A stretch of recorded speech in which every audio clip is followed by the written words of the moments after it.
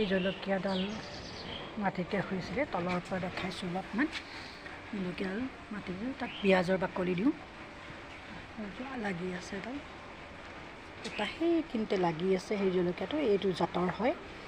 আৰু দুই এটা আছে গৈ পেলাই ক'ব নোৱাৰোঁ, 3 বছৰ চলিলে এই জলকীয়াডাল, মই 3 বছৰ যত্ন কৰি ৰুলোঁ, দুই এটা লাগি আছে। কিন্তু এতিয়া আৰু মানে নতুন পুলি যোৱা বছৰ ৰুলোঁ, কেইটামান হ'ল, আকৌ এতিয়া এই বছৰ দিবলৈ কেইটামান পুলি যোৱাইছোঁ, সেইকেইটা আপোনালোকক দেখাওঁ মই কেনেকৈ পুলিবোৰ মানে গুটিৰ পৰা কৰি আকৌ সৰু সৰু পটত ডাঙৰ কৰিছোঁ, দেখাওঁ, আপোনালোকক দেখাই যাম।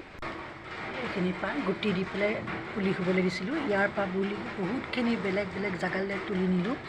এইকেইটা আছে, ইয়াৰকেইটা অকণমান আৰু ডাঙৰ হ'বলৈ দিছোঁ, তাৰপিছত ইয়াৰ পৰা আকৌ নি বেলেগত ৰুম। এইবোৰ এনেকৈয়ে আছে আৰু ভাবিছোঁ যে যিমানখিনি পাৰোঁ, তাৰে ভিতৰত এইটো এটা টাবত দিছোঁ, আজি 6-7 দিনমান হ'ল, একদম নতুন পাত দুটা ওলাইছে ইয়াতে দিছোঁ। এইবোৰ সৰু সৰু দৈ বাতিবিলাক পেলাই নিদিওঁ, এনেকৈ কৰি থৈছোঁ, অলপ ডাঙৰ হ'বলৈ দিছোঁ, সৰু সৰু পুলি, ইমান ডাঙৰ পুলিৰ পৰাই নি পেলাই ইয়াত দিছিলোঁ, ঠিক এনেকৈ এইবোৰ দিছোঁ।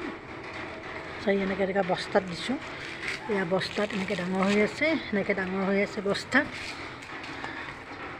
এনেকৈ বস্তাত দিছোঁ, ডাঙৰ হৈ আছে। এইটো অলপ ডাঙৰ হৈছে জলকীয়া পুলিটো, এইটো যথেষ্টখিনি ওখ হৈছে, দেখিছে, ইয়াৰ পৰা এইখিনিৰ পৰা প্ৰায় 1 ফুট ওখ হৈছে, নতুন পাত ওলাইছে। আৰু এইখিনি মই বাৰাণ্ডাতে মানে গেৰেজতে মই ৰৈ থৈছোঁ, ইয়াত ৰ'দ আহিলে ৰ'দো পৰে আৰু বৰষুণৰ পৰাও ই সুৰক্ষিত হৈ থাকে, আৰু সি সুন্দৰকৈ স্বাস্থ্য পাতি হৈছে ভাল। জলকীয়াডালৰ মানে যিখিনি সাৰ মাটি দিছিলোঁ সেইখিনি তাৰ ধুনীয়াকৈ স্বাস্থ্যটো হৈছে, দেখিছোঁ। এইডালো ঠিক তেনেকৈ কৰি অলপমান ভাল হৈছে। এই দুডাল ভাবিছোঁ মই কেইদিনমান পিছত গুৱাহাটীলৈ গৈ আছোঁ, মানে মোৰ ঘৰলৈ গৈ আছোঁ জাগিৰোডলৈ, মোৰ ননন্দক দিম বুলি ভাবি আছোঁ এই দুটা পুলি, যিহেতু মোৰ তাতে আৰু আছে, বহুত ৰুইছোঁ মই, আৰু ৰিপৰ্ট কৰি থৈছোঁ, বেলেগ বেলেগ জেগাত পুলি ওলাইছে। এইটো ধুনীয়া হৈছে, এইটো ভাল হৈছে, এইটো সুস্বাস্থ্য হৈছে, তাৰপিছতে এইটো হ'বলৈ ধৰি আছে, এইটো সৰু হৈ আছে, দুটা পাত ওলাইছে মুঠতে।